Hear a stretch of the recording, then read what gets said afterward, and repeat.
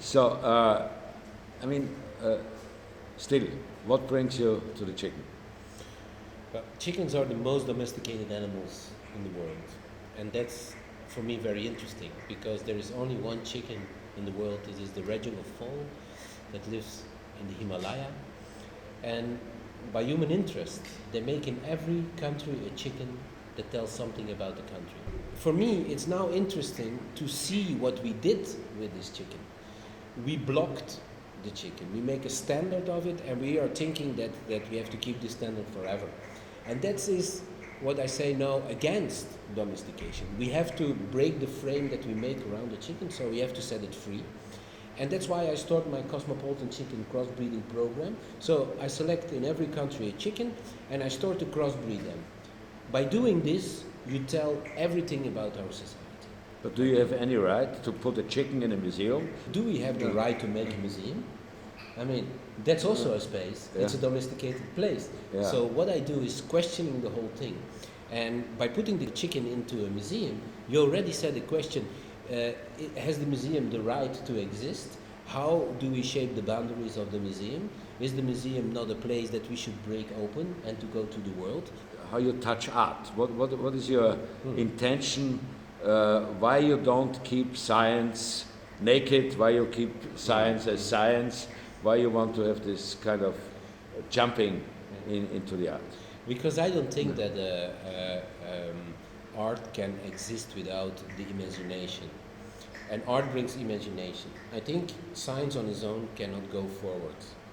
This is, I don't believe it. I believe that if you make this kind of combination and you give some kind of spirit from both sides, then something new can be born.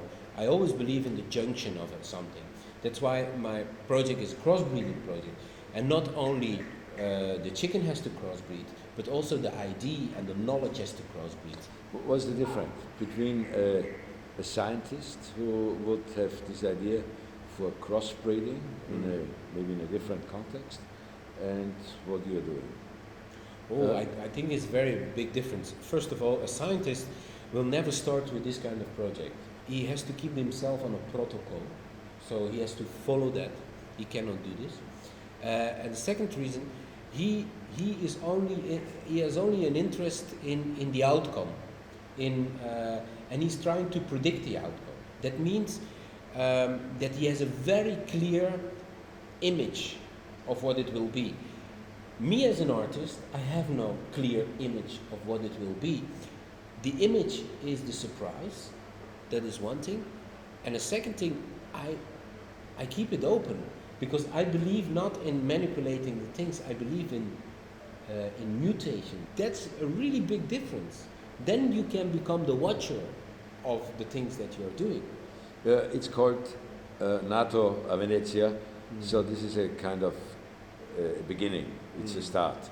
So where does it go? Where does it end? When we take the show at the art biennale in Venice, Nato Venezia.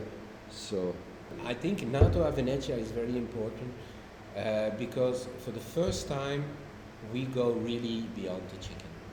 So we will start the discussion as the Open University of Diversity.